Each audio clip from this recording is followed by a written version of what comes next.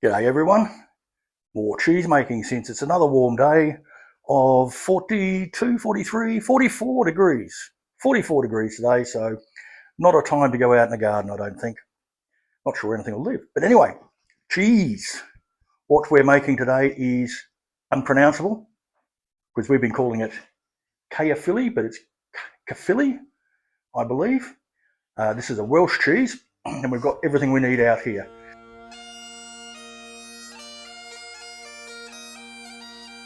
So we've got our 6 litres of non-homogenised milk, cheese salt, cheese culture, rennet, isopropyl alcohol for sterilising, got our cheese press, some brand new cheesecloth, a temperature gauges teaspoon, drying rack. This is one of the things with it, we've got to dry the rind really well because we don't wax this cheese, which can mean it gets mouldy, but we'll see how we go.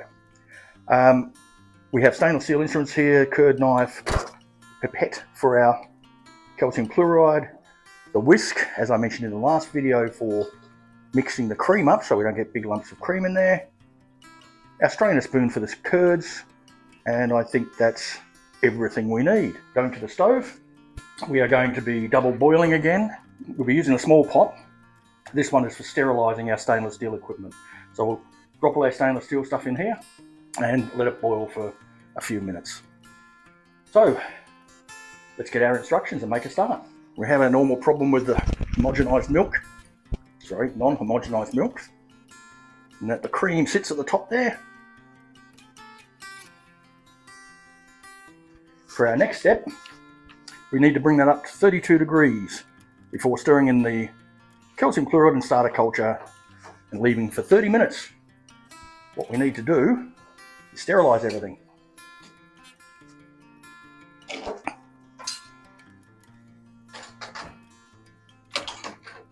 In addition to boiling the stainless steel stuff, we are going to mix in put the alcohol on it, just to be certain. In the hands as well, or here. 2/4 cups of water.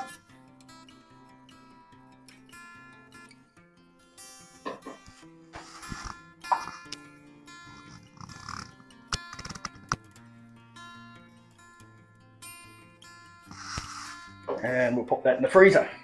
And that's just to dechlorinate the water.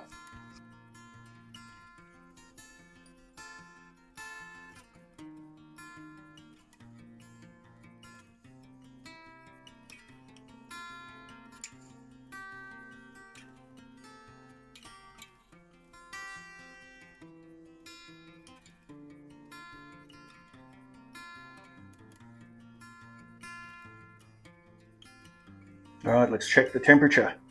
We're at just over 32.7, 32.8, so that's good. Now, curmudgeon camera person wants to have a shot at mixing the ingredients. So here we go. Take the lid off, and we need 3 ml. So you see the 3 mark on there? Yep. Okay, give it a really good squeeze out. Yeah, we might only get 2.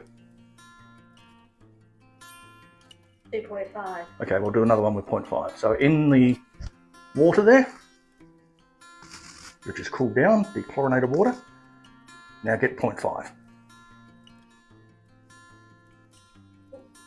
Close as you can, but it doesn't have to be exact. That looks like it. Okay, squirt it in, give it a mix, and just use a pipette to mix it. Now you've got to stir it through our milk. Okay, now you've got to stir it through there really well.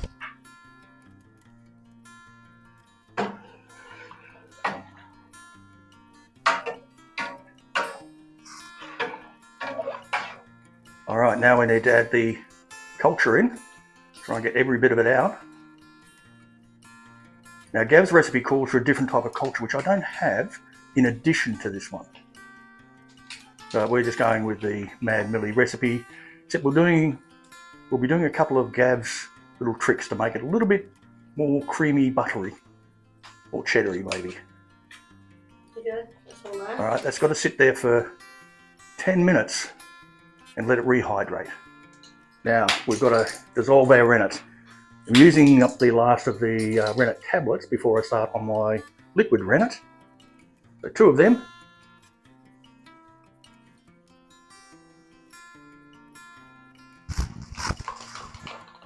And that can just sit there for a while.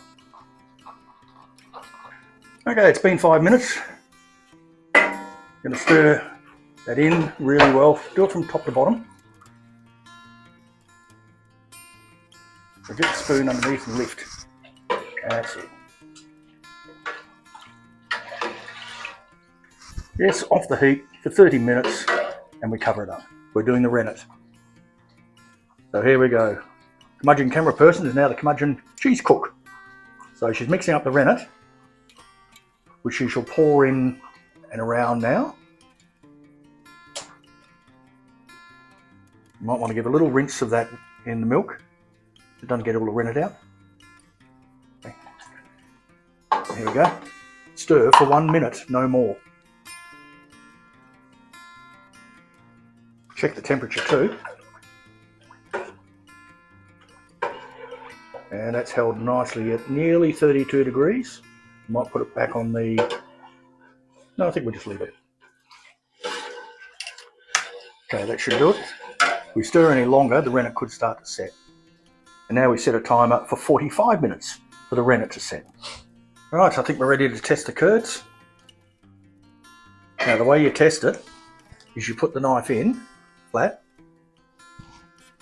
Yeah, put it in and lift it, no, not all the way, just a little bit, doesn't matter. Lift it up, in. See how it splits cleanly? Yep. Means it's ready. Okay, now you've got to cut it into 1/4 inch, 5mm pieces. So like this? Yeah, so start over there. Yep. Like that. Yep. Go next to it. Here? Yep. Yep. Keep going. Is that right? Yep. Accurate as you can, but it can't be that accurate.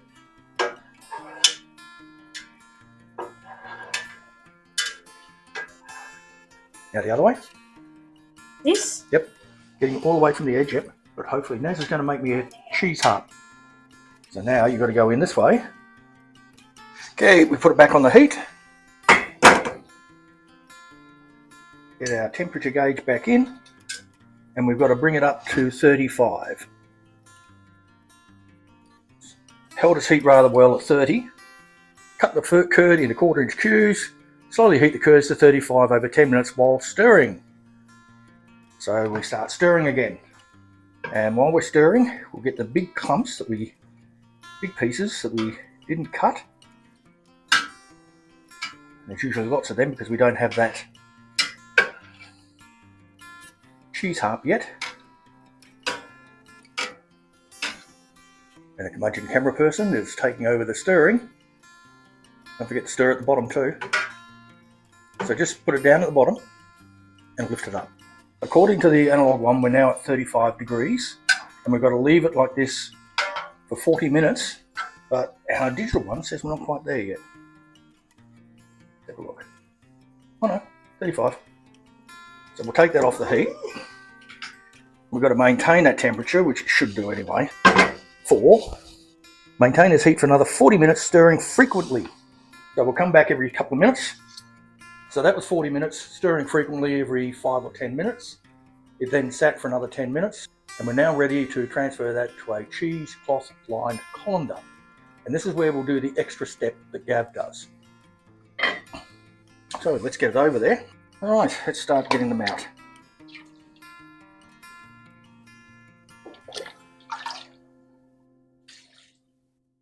I'll try pouring it.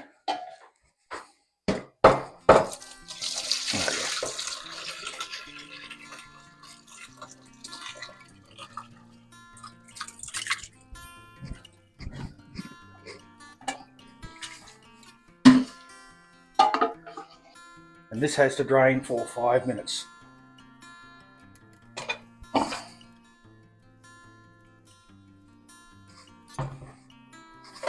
Just cover it up so it doesn't get anything in there.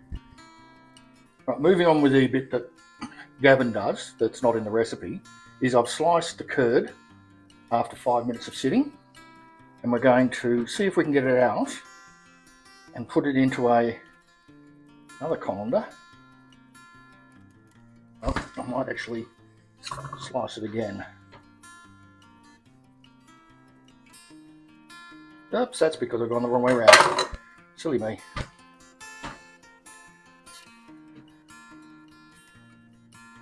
And we lay it in like this, in slabs. It's coming apart, but it doesn't matter. Like so.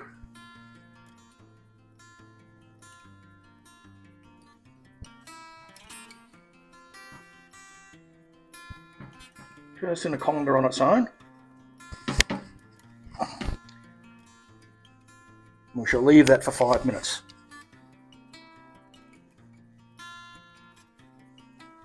Right, so while we're waiting for that to drain a bit more, let's take our cheesecloth out of that one.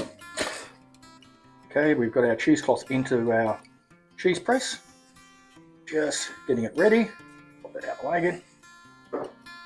And this will be just a couple more minutes, then we'll take it out, put it into this one, another 5 minutes, then into the cheese press after we've broken it all up. So we're going to take it out of here and put it into top ones on the bottom. Cut that out.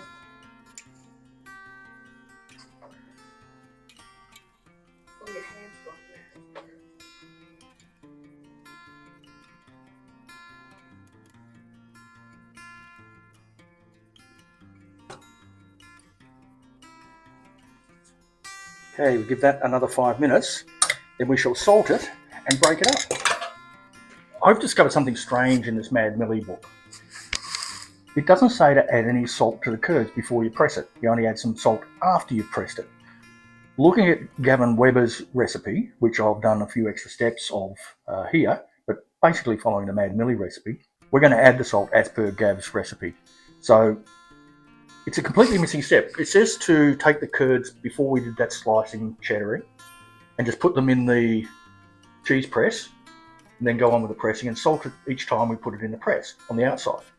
I don't think it's going to be enough, so we're going to follow along after the cheddaring process. We're going to break up all the curds into thumbnail size pieces, like so, just between thumb and forefinger.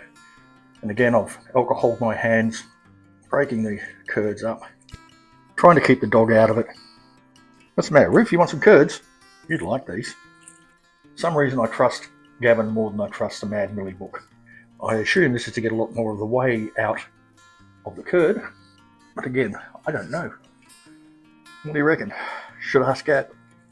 What is the purpose of this slicing of the cheese and stacking it? Why are we cooking sourdough with a big oven on when it's 44 degrees outside? So now we add 1.5 tablespoons of salt, because we've used 6 litres of milk, not the same as Gav who uses 10 litres, so 1.5 is plenty. This is a half tablespoon measure, so 3 of them, and then we mill it through.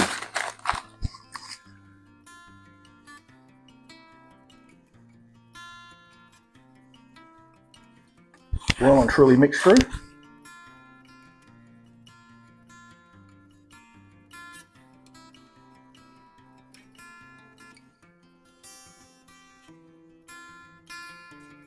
So we've got our curd in the press.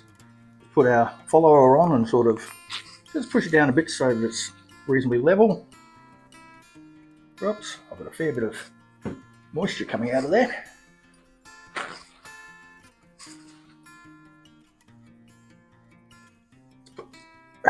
Cheesecloth over, but not in the middle, so that we get our plunger bit directly on top of the follower. There we go. And now it says we need to press the cheese for 5 kilos for 10 minutes. So let's get it down to our 5 kilo mark, and look at all that moisture coming out.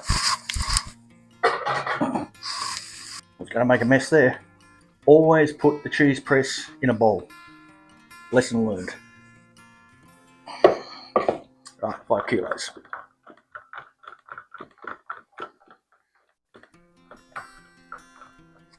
Where's our scale? There it is.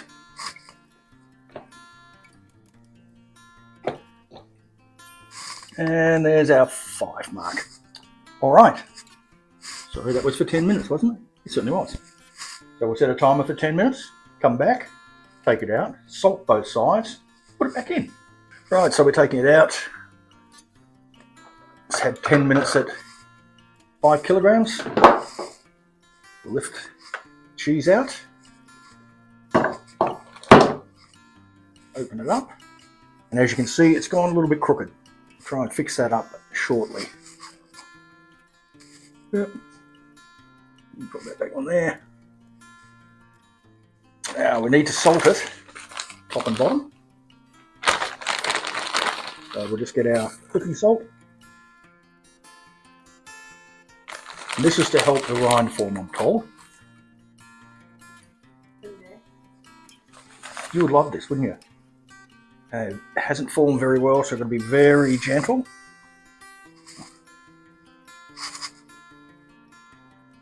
Don't want any creases in the bottom there. Over it goes. And salt this side.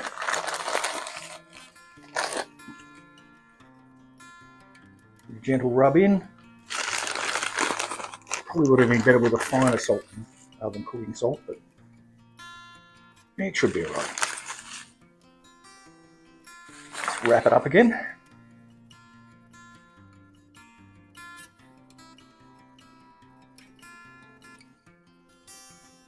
Try not to get any creases in the side.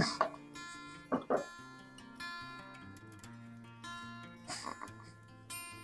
we'll put the follower back on. We shall try to even that up a little bit more. Which should be okay there. Right, put that back in around there. And we give it another 10 minutes at 5 kilos. We'll put it back in the bowl because there's a fair bit of whey coming out still.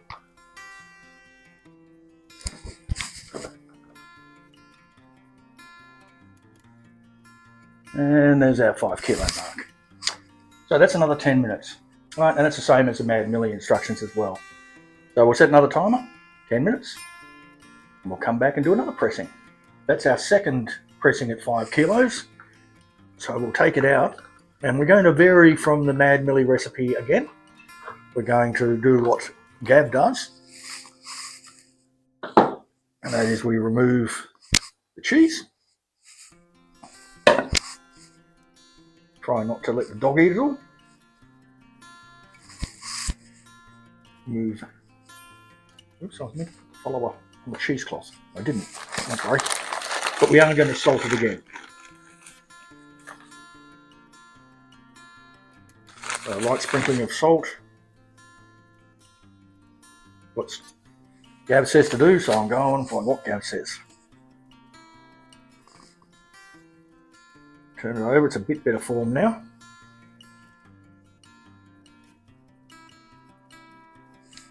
Salt it again. My tablespoon out of there.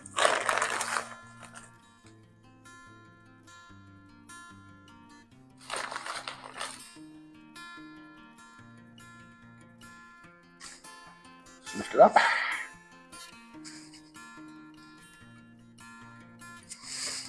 Back in our cheese press.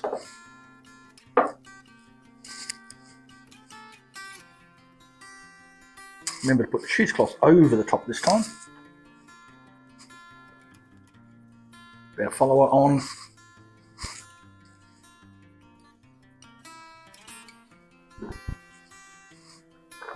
And this time, we whack it right up to 10 kilos. There we go, 10 kilos. Back in the bowl. Back in 20 minutes.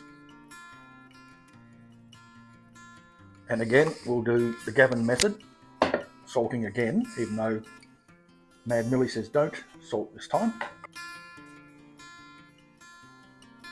nicely formed now.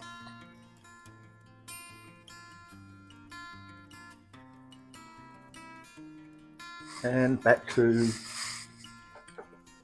10 kilos for 16 hours. Here's 10 kilos. You can see it's the second lot of whey that's come out. Still quite a bit coming out. So we'll pop it back in this bowl and remove it in 16 hours time. We've taken the Caerphilly out of the cheese mould and we've had it sitting airing to form a rind for the last 4 or 5 days. So if we come in, you can see it's now dry and there's a rind formed on it. By the way, I alcoholed my hands to make sure it's all clean. Rufus wants it. So we're about to put it into our maturing chamber. So this is our Borg Maturation Chamber. Gotta stop doing the Star Trek stuff. We bought these from Kmart. They're only $10 each, so not expensive. It has the raised platform, which only goes in one way. So we get airflow underneath. And look at that, perfect size for our cheeses. Well, a bit high, but we can stack 2 in there later on. It has ventilation in the lid. So we close her up. And there we go, it's ready to go into the cheese cave. It will probably get some mould on it, but that's fine. We can either scrape that off or just cut it off later on when we're eating it. But Caerphilly, looking forward to tasting that one. It matures fairly quickly, I think about 3 weeks. So we'll label this, get it away. If you've tried Caerphilly, let me know what it's like in the comments.